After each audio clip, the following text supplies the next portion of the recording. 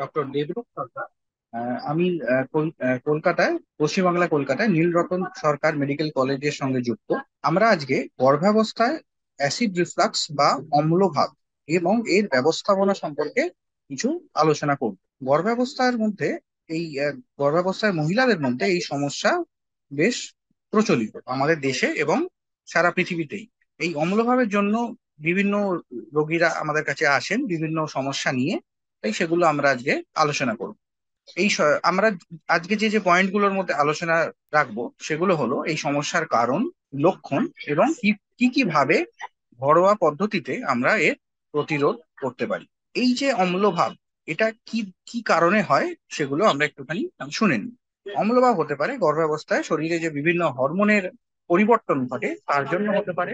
গর্ভাবস্থায় পেটে মায়ের গর্ভে যে সন্তান থাকে সে তার যত বৃদ্ধি হয় সেই বৃদ্ধির জন্য আমাদের মায়ের পেটের চাপ পড়তে পারে এবং তার জন্য পেটের যে অম্ল বা অ্যাসিড সেটা আমাদের খাদ্যনালী দিয়ে ওপর দিকে উঠে আসতে পারে। এছাড়াও গর্ভাবস্থা থাকার সময় যে প্রজেস্টেরন হরমোন নিঃসরণ হয়, সেই প্রজেস্টেরনের জন্য পেট এবং খাদ্যনালীর মধ্যে থাকা ভালভ শিথিল হতে পারে এবং যার ফলে পেটের অ্যাসিড উপরের দিকে উঠে আসতে পারে। এর কারণে মায়ের কিছু কিছু সমস্যা, যেরকম মায়ের খিদে কম হতে পারে, গলা বুক জ্বালা করতে পারে, সারাক্ষণ পেট ভার থাকতে পারে, বা একটা পেটে অস্বস্তি, পেটে ব্যথা এবং বমি ভাব, এই এই জিনিসগুলো হতে পারে। এবং আমরা জানি যে এই গর্ভাবস্থায় বিভিন্ন হরমোনের পরিবর্তনের জন্য মায়েদের মধ্যে এমনিতেই একটা বমি ভাব থাকে এবং এই সময় মায়ের যথাযথ খাদ্য এবং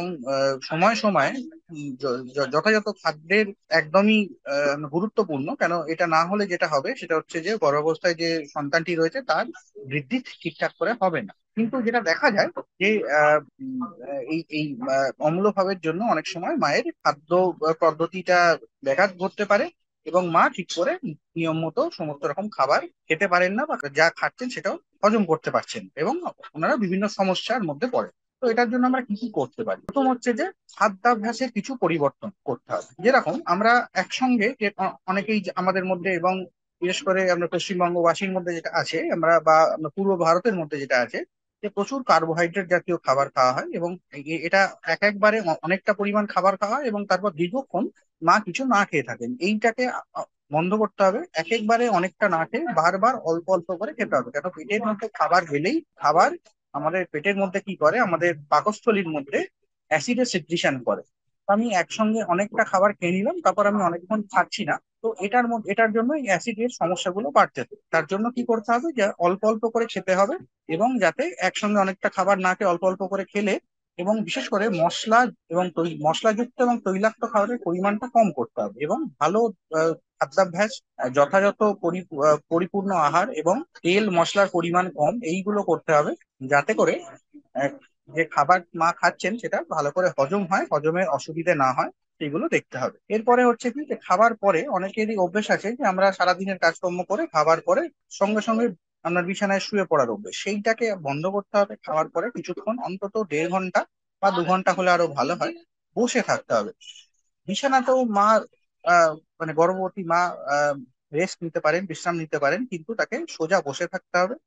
বিছানাতে হলেও সোজা আহ, বসে থাকতে হবে, যাতে পেটের মধ্যে খাদ্যনালীটি ওপর দিকে না উঠে আসতে পারে। এর সঙ্গে কি করতে হবে, যখন 1-1.5 ঘন্টা পরে বা 2 ঘন্টা পরে যখন মা শুতে যাচ্ছেন, তখন শোবার সময় মাথার নিচে অতিরিক্ত বালিশ ব্যবহার করতে হবে, যাতে মাথা ও বক্ষ উঁচু থাকে, মানে পাকস্থলী যে লেভেল সেখান থেকে মাথা এবং বক্ষ হাইটটা উঁচু থাকতে হবে। তাহলে অনেকটা খাবার পরের যে অম্লটা আমাদের খাদ্যনালী দিয়ে ওপর দিকে উঠে আসাটা আমরা আটকাতে পারবো। এছাড়া আমরা যদি দেখি পোশাকের দিক থেকে, অনেক সময় অনেক হয়তো আহ, উম, বিভিন্ন কারণের জন্য টাইট পোশাক পরা হয়ে যেতে পারে, সেটা পেটের উপর অতিরিক্ত চাপ দিতে পারে এবং সেই চাপটাও অসুবিধা সৃষ্টি করবে এই অ্যাসিড রিফ্লাক্সের জন্য। সেই জন্য ঢিলে ঢালা পোশাক পরতে হবে, যাতে পেটের উপর চাপ না পড়ে, সেটা সবসময় আমাদের মনে রাখতে হবে। এছাড়া কি হচ্ছে, গর্ভাবস্থায় আমরা ডাক্তারবাবুরা বিভিন্ন ওষুধ দিতে সংকোচ বোধ করি এবং আমাদের ভীষণ খেয়াল রাখতে হয় যে কি কি ধরনের ওষুধপত্র আমরা দিচ্ছি। কেন ওষুধপত্র গন্ডগোল হলেই কি হবে, যে মাকে যে ওষুধপত্র গুলো আমরা দিচ্ছি সেগুলো মানে গর্ভের মধ্যে যে সন্তান আছে তার শরীরেও প্রবেশ করবে, এবং সমস্ত রকমের ওষুধ, অ্যান্টাসিড ওষুধ অনেক কিছুই এই গর্ভাবস্থার মধ্যে দেওয়া যায় না। তো সেই জন্য আমরা বারবার বলছি যে ও ডাক্তার না দেখিয়ে ওষুধপত্র দোকান থেকে কিনে খাবেন না, চিকিৎসকের পরামর্শ মতোই এই অম্লভাবে চিকিৎসা করতে হবে। নিজে থেকে ওষুধ কিনে খাবার অভ্যেস একদমই করা যাবে না। গর্ভাবস্থায় অম্লভাব এটা একটা খুবই সাধারণ সমস্যা হলেও যেটা দেখা যাচ্ছে যে এর কারণে মায়ের বিভিন্ন রকম সমস্যা হয়, এবং এবং বিভিন্ন আমাদের খাদ্য পদ্ধতি দ্বারা এটাকে আমরা পরিবর্তন করতে আমরা পারি আমাদের ঘরোয়া পদ্ধতির মধ্যেই। কেন এখানে আমরা যেরকম দেখলাম যে বিভিন্ন রকম ওষুধপত্র আমরা ব্যবহার করতে পারি না, একমাত্র কিছু কিছু খুব সাধারণ মানের ওষুধ আছেন, সাধারণ ধরনের ওষুধ আছেন যেগুলোই আমরা গর্ভবতী মাকে দিতে পারি, প্রয়োগ করতে পারি। কিন্তু আমরা এগুলো অন্য আহ, মানে অন্যান্য পেশেন্টদের ক্ষেত্রে বা রোগীদের ক্ষেত্রে যে ধরনের ওষুধপত্র দিই সে সমস্ত ওষুধপত্রগুলো দেওয়া যায় না। তাই এই সাধারণ সমস্যা হলেও এটাকে চিকিৎসা করাটা একটুখানি বেশ চিন্তার বিষয়। এবং এই অম্লভাবের সমস্যার জন্য মা যে খাওয়া দাওয়া ঠিক করে করতে পারেন না, তার জন্য শুধু মায়ের গর্ভাবস্থার অসুবিধা হচ্ছে তাই নয়, গর্ভস্থ সন্তানেরও বা মানে বৃদ্ধির ক্ষেত্রে এবং পরিপূর্ণ পুষ্টি পাওয়ার ক্ষেত্রে বিভিন্ন রকম অসুবিধা হয়। তো সেইটা আমাদেরকে মাথায় রাখতে হবে। তার জন্যই আমরা আলোচনা করছি যে যতই আমরা ঘরোয়া পদ্ধতিতে অসুবিধাটাকে চিকিৎসা করতে পারি। এবং এছাড়া যদি গুরুতর সমস্যা দেখা দেয় সেক্ষেত্রে অবশ্যই চিকিৎসকের পরামর্শ নিতে হবে। এবং সেক্ষেত্রে বিশেষ ধরনের ওষুধ, যাতে গর্ভস্থ সন্তানের অসুবিধা হবে না সেই সেই জিনিসগুলো আমাদেরকে ডাক্তারবাবুরা প্রেসক্রাইব করবেন, এবং সেইগুলোকে আমাদের মেনে চলতে হবে।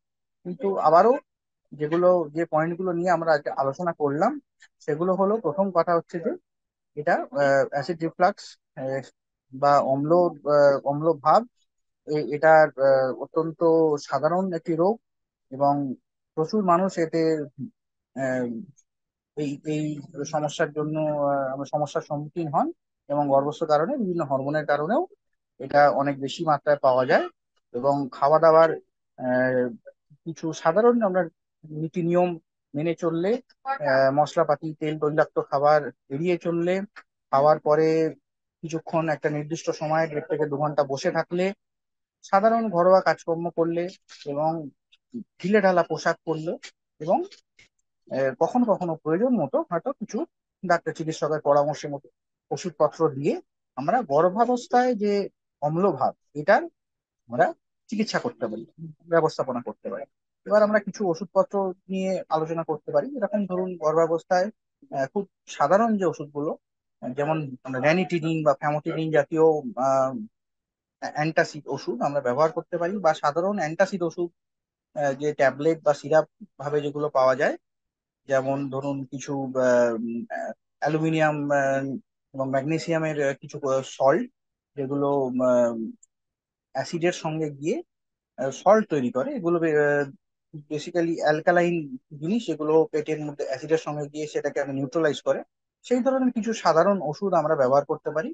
কিন্তু গর্ভস্থ সন্তানের যাতে কোনো অসুবিধা না হয় সেই জন্য আমরা খুব খুব আমরা জোরালো যে অ্যান্টাসিড ওষুধগুলো যেগুলো আমরা সাধারণভাবে অ্যাডাল্টদের দিয়ে থাকি সেগুলো আমরা গর্ভস্থ গর্ভবতী মহিলাদের ক্ষেত্রে প্রয়োগ করতে পারি না।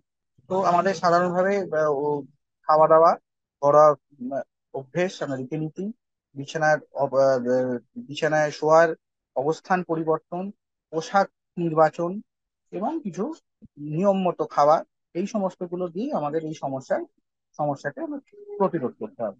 তাহলে আমরা দেখলাম যে গর্ভাবস্থায় অ্যাসিড রিফ্লাক্স একটি সাধারণ সমস্যা, কিন্তু সচেতনতার মাধ্যমে এর প্রতিরোধ করা সম্ভব। খাদ্যাভ্যাস এবং জীবনযাত্রায় কিছু পরিবর্তনের মাধ্যমে আমরা এই সমস্যার সমাধান করতে পারি। যদি সমস্যাটি গুরুতর হয় তবে অবশ্যই চিকিৎসকের সাথে পরামর্শ করে যথাযথ ব্যবস্থা গ্রহণ করা উচিত। এবং আপনাদের এই সময় যে বিভিন্ন রকমের অনেক রকমের পরীক্ষা নিরীক্ষাও করা যায় না আমরা জানি, শুধুমাত্র কিছু হয়তো আলট্রাসোনোগ্রাফি জাতীয় কিছু পরীক্ষা করা যায়, পেটের বিভিন্ন রকম ছবি বা এক্স রে, এগুলো থেকে আমাদের আমরা অবশ্যই বিরত থাকতে হয় ও গর্ভস্থ সন্তানের আমরা সুরক্ষার জন্য। তাই সেদিক থেকেও আমাদের চিকিৎসকদের অনেকখানি মানে হাত পা বাঁধা অবস্থা। যে তাই মা যদি মেনে চলেন এই যে রীতিনীতিগুলো আজকে আমরা আলোচনা করলাম, তাহলে অনেক সময় আমরা অনেকটা আহ, তাদেরকে সাহায্য করতে পারি যে এই এই এই আহ, আহ, ব্যাপার স্যাপারগুলো মেনে চললে, খাওয়া দাওয়া নর্মাল সাধারণ খাওয়া দাওয়ার মাধ্যমে, শোয়ার অবস্থান পরিবর্তনের মাধ্যমে, পোশাকের সাধারণ পোশাক, আমরা ঢিলেঢালা পোশাক পরার মাধ্যমে আমরা এই সমস্যাটাকে, মায়েদেরকে অনেক সময় বিরত করতে পারবে, বা মানে আপনার মায়েরা নিজেরাই নিজেদেরকে অনেকটা আমরা নিঃশ্বাস দিতে পারবেন এই ধরনের আমরা কষ্টের মধ্যে থেকে। পুরো আমাদের যে আলোচনাটি হলো সেটা শোনবার জন্য আপনাদের সবাইকে ধন্যবাদ, এবং গর্ভাবস্থায় অ্যাসিড রিফ্লাক্সের উপর এই আলোচনায় অংশগ্রহণ করার জন্য ধন্যবাদ। এবং এটা এই ব্যাপারে যে সচেতনতা আমাদেরকে আহ, মানে সচেতনতাটাই বেশি দরকার। কেন আমাদের দেশে অনেক সময় আমরা দেখি যে বিভিন্ন রকম আহ, উম, মানে হয়তো অবৈজ্ঞানিক পদ্ধতি মেনে চলা হয়। বাড়ির আরো যে পরিজনরা রয়েছেন তারা হয়তো গর্ভস্থ গর্ভবতী মহিলার কষ্টের সুরাহা করার জন্য অনেক রকম অবৈজ্ঞানিক পদ্ধতি মেনে চলেন। তো সেগুলো থেকে আমাদেরকে বিরত থাকতে হবে। কিছু সাধারণ ভাবে আমরা যেগুলো আলোচনা করলাম সেই পদ্ধতিগুলো মেনে চললেই, এবং কখনো কখনো প্রয়োজন মতো আহ বিশেষজ্ঞ ডাক্তারবাবুর পরামর্শ মতো কিছু ওষুধপত্রের দ্বারা আমরা এই সমস্যাটি থেকে মায়েদেরকে নিস্তার দিতে পারবো। আমাদের সকলকে ধন্যবাদ আজকে এই আলোচনায় আপনার যোগদান করার জন্য, এবং আশা করি আমরা আপনাদেরকে গর্ভাবস্থায় অ্যাসিড রিফ্লাক্স বা অম্লভাবের কারণ এবং লক্ষণ এবং এর প্রতিকার নিয়ে আমরা একটা কিছু আহ, মূল্যবান ইনফরমেশন আপনাদের সঙ্গে আজকে আমরা শেয়ার করতে পারলাম।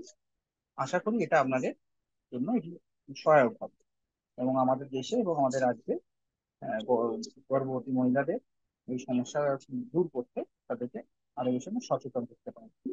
ধন্যবাদ।